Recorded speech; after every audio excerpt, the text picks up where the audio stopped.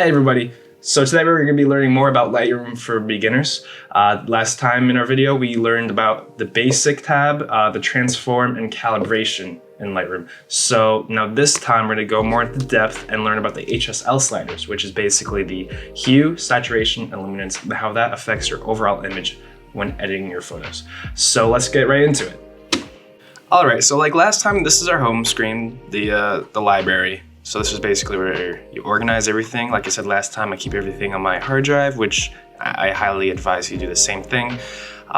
So let's just jump over to our Develop tab. This is where we begin editing. And I chose this photo because in order to explain the Hsl sliders right here, we're gonna need a lot of different colors to actually help you differentiate how it actually affects the overall image.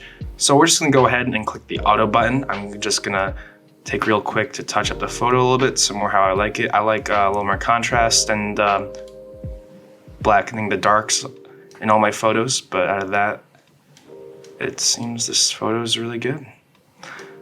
All right, so along with that, maybe I'll move up the saturation, which I went over last time.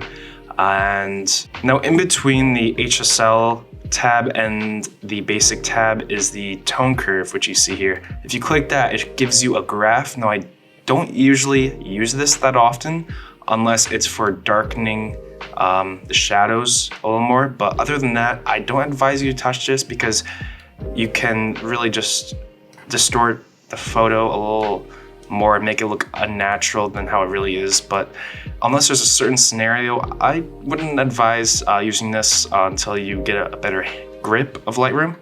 So we're just gonna close that. So now we're gonna go over the Hsl tab. Now, to summarize it really quick, there is a hue, saturation, and luminance, and each color gets their own. So let's say, for example, the blue in the boat in the back. Let's say it's very bright and it's really taken away from the central subject, that being my girlfriend right there. So we're gonna go scroll down on the right side to the blue, corresponding to the boat, and we're gonna take the saturation, since we know what saturation is, it's the brightness of a photo, and we're gonna decrease that. And you can slowly see the blue in the back begin to dissipate. Now, immediately this looks a lot better because our attention goes immediately to our subject instead of the boat that is behind her. Now, that being said, you have various options when changing the blues. I'm just gonna click the undo button really quick.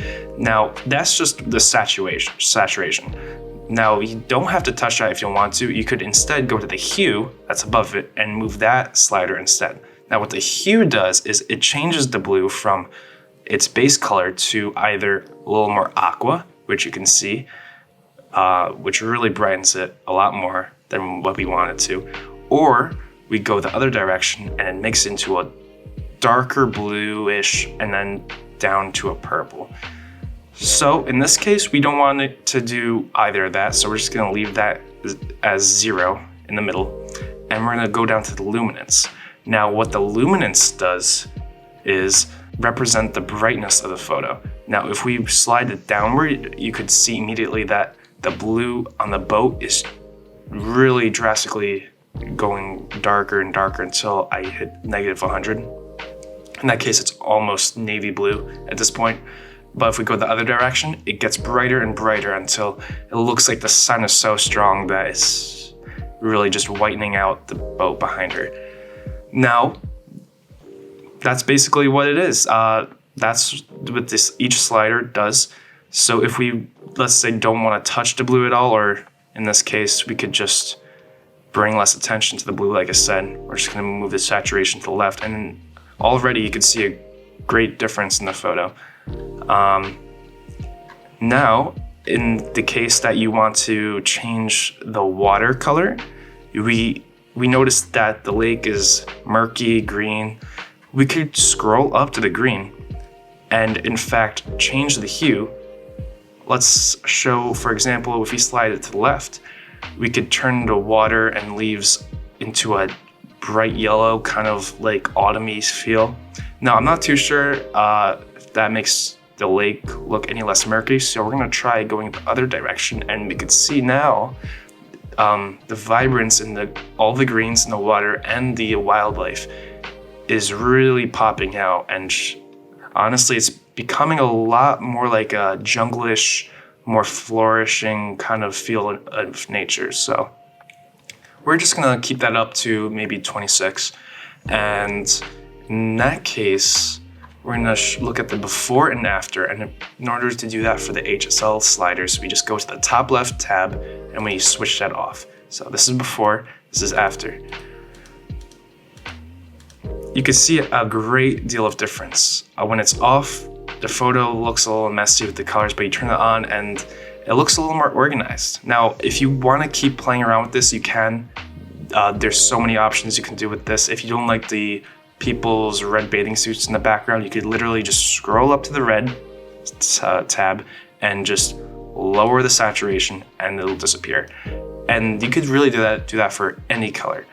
So the last thing I wanted to show you on this photo is changing the yellow tab, because as we see here, our subject has a yellow shirt on, and so it could be a little brighter to attract more attention towards her. So let's see what we can do with that. If we move to the yellow tab corresponding to her shirt, we can slide the hue left or right, and immediately we can see that the yellow is also somewhat affecting the leaves next to her, which isn't bad.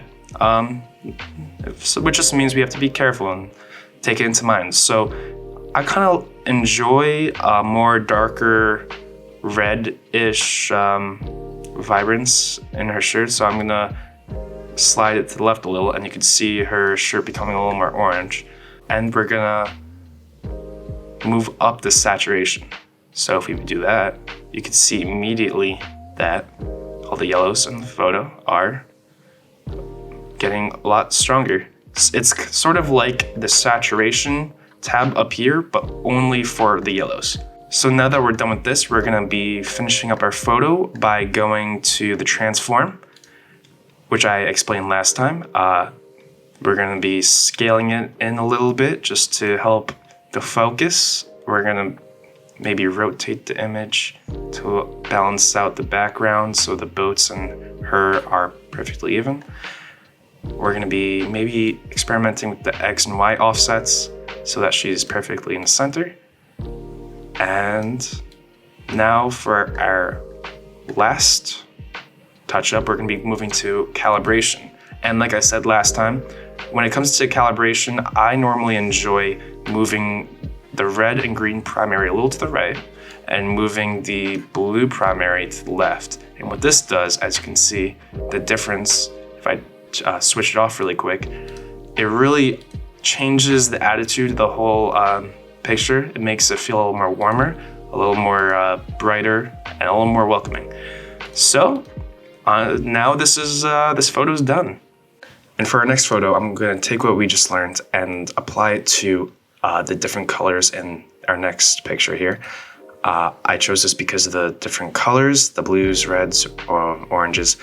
And so just to quickly begin, we're going to click the auto button on the top basic tab. That's gonna just immediately fix up the colors. Then after that, we're gonna go down to the Hsl sliders. And what I first want to show of an example of is the purple. And so if we slide down to the purple and we move the hue slider to the left, we can immediately see the woman's shirt here go from pink to a darker blue. And if we go the other way in the slider, then the colors go into a bright pink.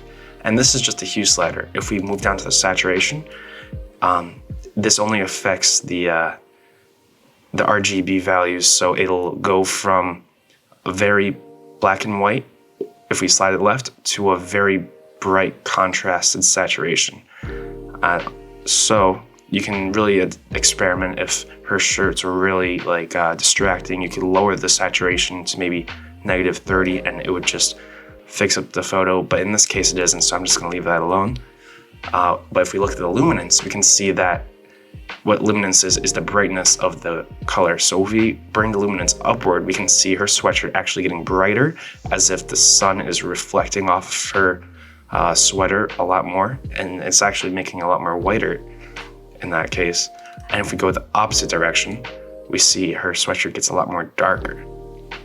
And like I said before, this applies to all the corresponding colors. Like the blues, we can see his shirt is blue, and if we do the same thing with the hue, in this case hers too, if we move it down to -100, it'll be a very aqua color. Or if we move the hue slider of the blues to the right, everyone now has a purple shirt, purple sweatshirt.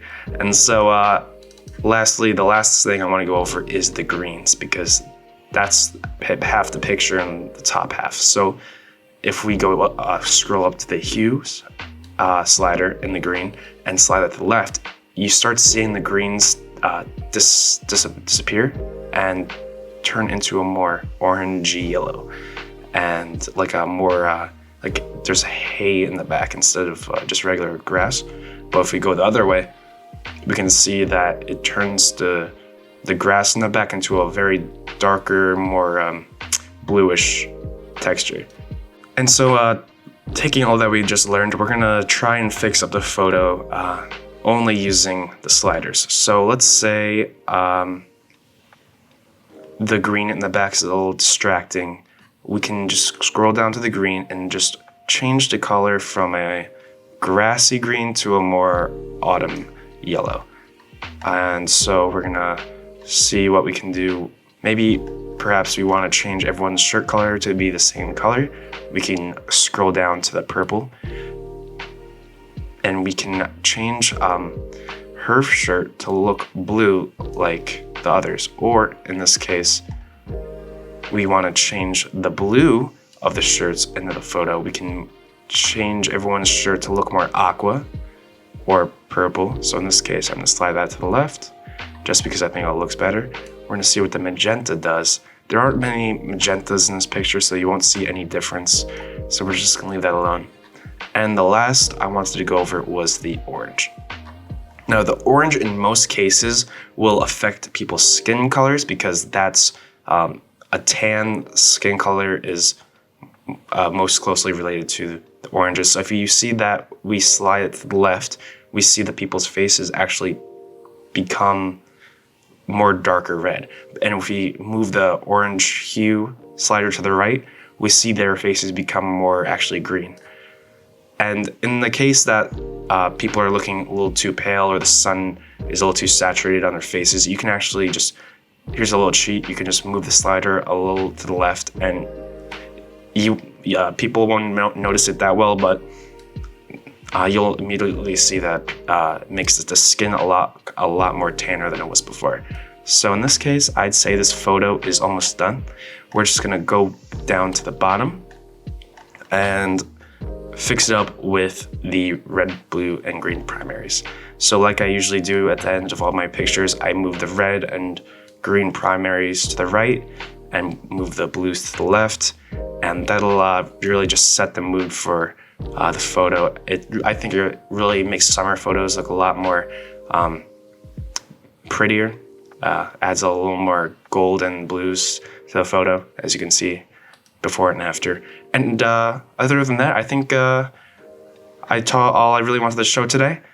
We went over the Hsl sliders, went more into depth on what we learned last week with the basic tab and the red, blues, and green primaries. And that's how you use the Hsl sliders in Adobe Lightroom. Now, it's a little difficult at first, but with enough practice, you'll get the hang of it in no time. I'll be making more videos going more into depth on how to use Adobe Lightroom in the future, so be sure to follow up with that. Hit the subscribe button, and I'll see you guys in the next video.